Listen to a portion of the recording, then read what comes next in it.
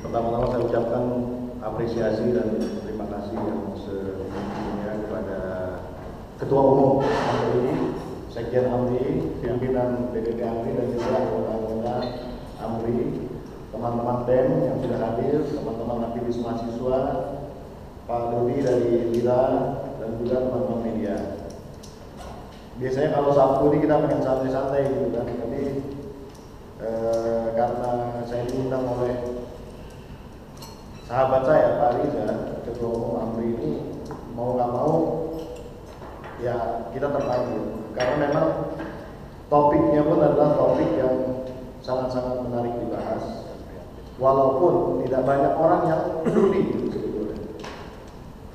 Beberapa hari yang lalu saya di forward link daripada satu media massa di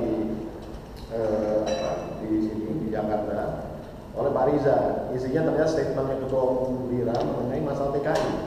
Saya juga bingung kenapa Pak Riza concern gitu, dengan masalah TKI ini. Jadi saya langsung terpanggil, bagaimana kalau kita bahas saja. Nah, di sini juga ada aktivis Serikat Buruh Migran Indonesia, sahabat saya yang baru sebenarnya, belum lama juga kita kenal, namanya Pak Jamal, duduk di sana tuh, bajunya juga hampir mirip baju AMRI juga ini. Berdiri perkenalan. Nah, nanti kalau masalahnya tentang masalah TKI yang ada itu, jelas Pak Jamal ini lebih hatam daripada saya. Dia lebih menguasai berbagai macam isu masalah TKI. Namun kalau saya mungkin ingin meng-highlight mengenai masalah kebijakan-kebijakan yang ada di dalam konteks pengiriman TKI ke luar negeri, kemudian perlindungannya juga dan juga pemulangannya. Gitu ya. Yang ingin saya sampaikan pertama adalah update ya, terutama rancangan undang-undang yang baru dalam konteks TKI. Nanti nama TKI ini bentar lagi juga akan hilang.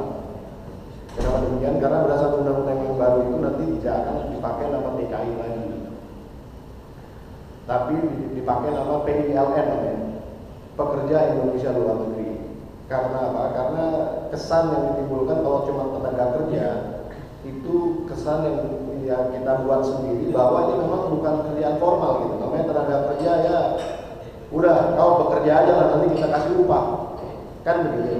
Tapi kalau pekerja dia harus seseorang ataupun suatu kelompok yang memang formal pekerjaannya, secara reguler sehari-hari mereka dikontrak ataupun dibayar berdasarkan salary ataupun upah gaji yang sesuai dengan aturan-aturan yang berlaku.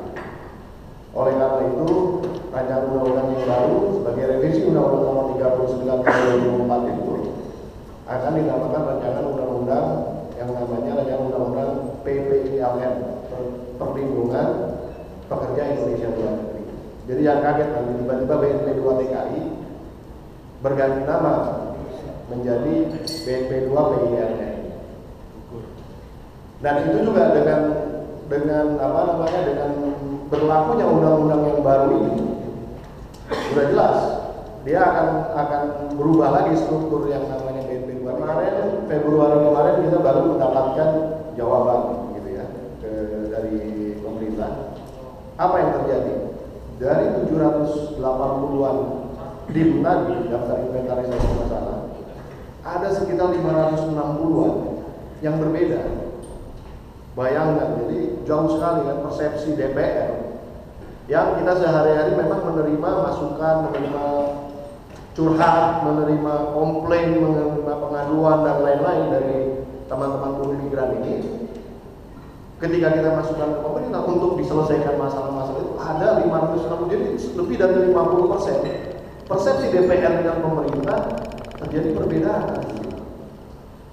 Pertanyaan saya, sebenarnya kalau terjadi perbedaan seperti itu, apa kendalanya? Apakah persepsi pemerintah dalam konteks melindungi TKI ini berbeda dengan kita di DPR? Itu yang pertanyaan yang paling esensial.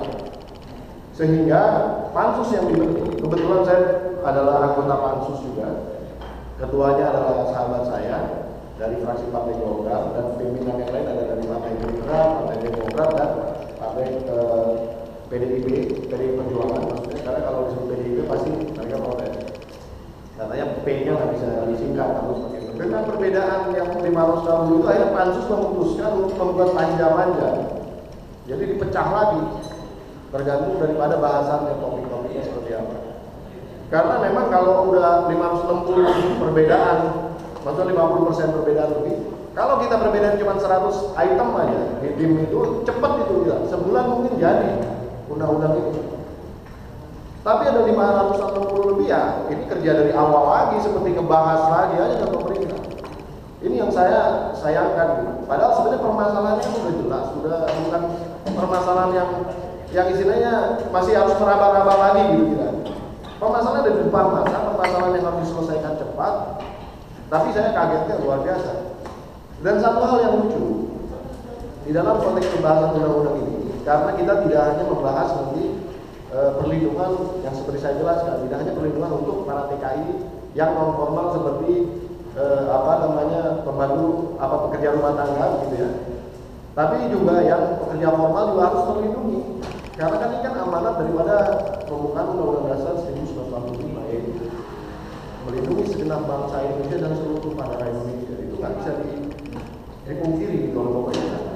Jadi keberadaan seorang warga negara Indonesia dimanapun dia berada, baik di tanah air kita maupun di luar negeri, adalah kewajiban negara untuk melindunginya dalam konteks apapun, dalam konteks hukum, dalam konteks pelecehan, dalam konteks penzoliman, penyiksaan dan lain-lain, itu harus dilindungi.